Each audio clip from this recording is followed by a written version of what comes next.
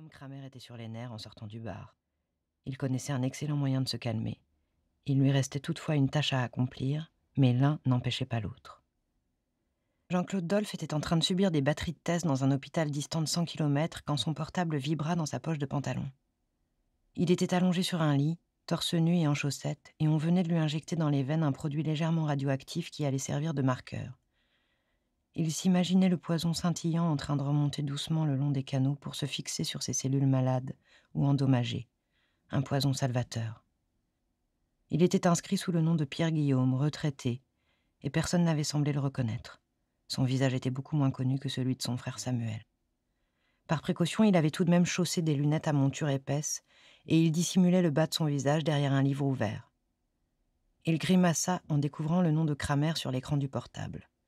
C'était à Kaplan que Kramer devait rendre compte, sauf extrême urgence ou indisponibilité de Kaplan. Dolph doutait que l'une ou l'autre de ses raisons soit la bonne, mais il décrocha et attendit. « Bonjour monsieur, dit Kramer. Je dois vous informer que la police n'est encore arrivée à rien. Sophie Heider refuse qu'on fasse pression sur les squatteurs de la rue Haute. »« Tout cela, c'est à Kaplan que vous devez le dire, coupa Dolph. Je ne vous paie pas pour m'encombrer avec des détails. Mais Kaplan n'est pas joignable ? Est-ce une raison pour me déranger ? Attendez qu'il soit joignable et ne m'importunez plus. » Il raccrocha, avisant l'air étonné de la jeune interne penchée sur son bras. Le ton qu'il avait employé cadrait mal avec sa fiche de travailleur retraité.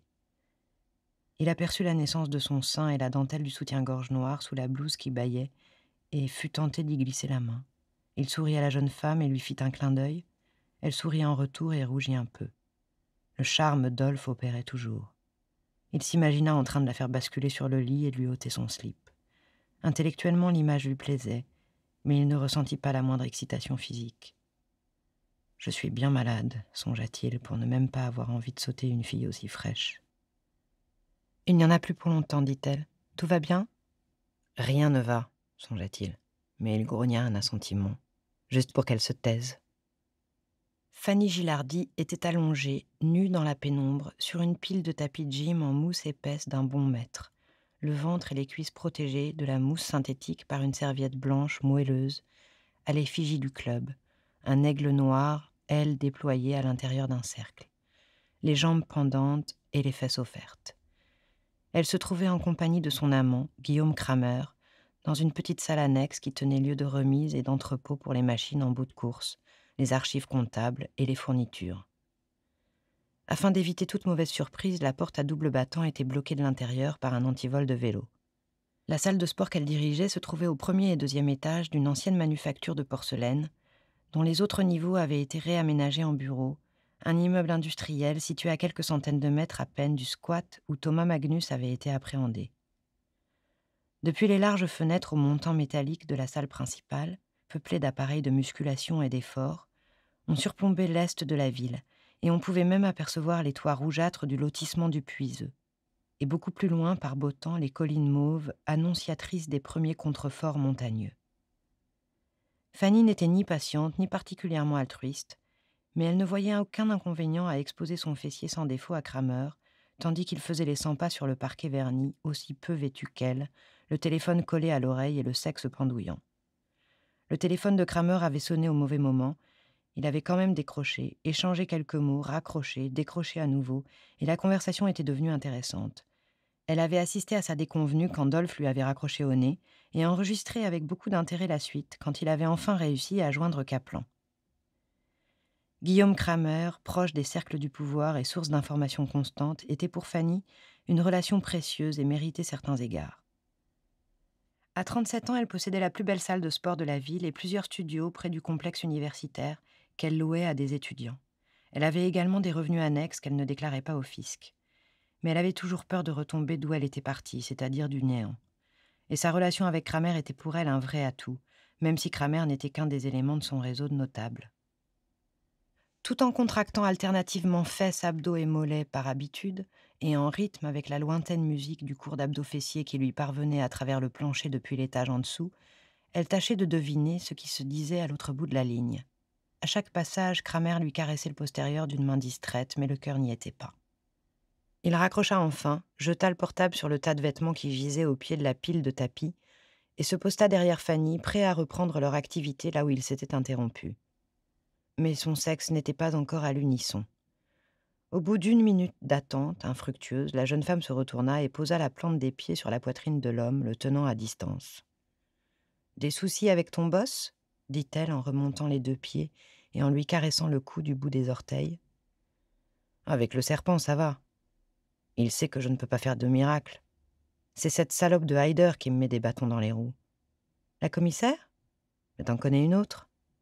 Elle se la joue fonctionnaire intègre. Heureusement qu'ils sont pas tous comme ça.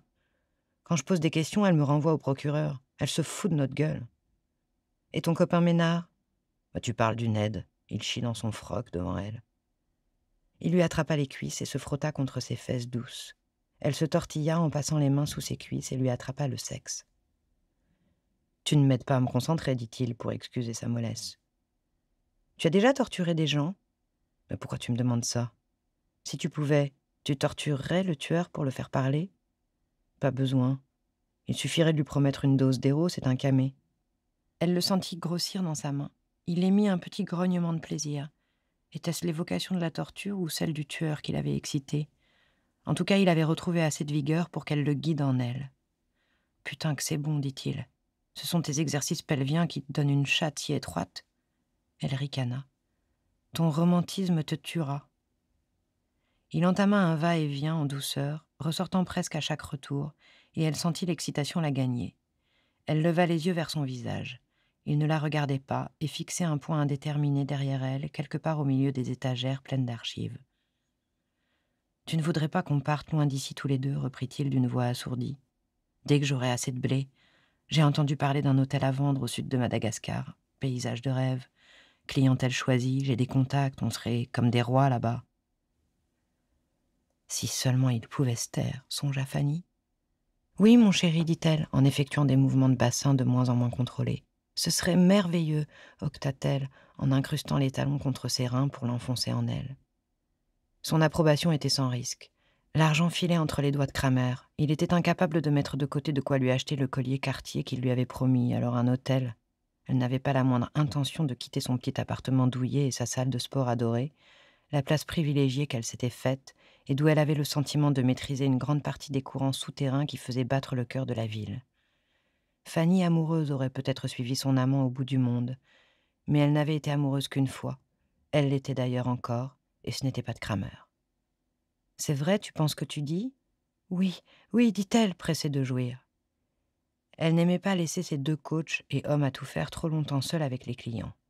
Elle ne les avait pas choisis pour leur envergure intellectuelle et en cas d'incident, ils n'étaient pas fichus de prendre une décision sensée sans en référer à elle.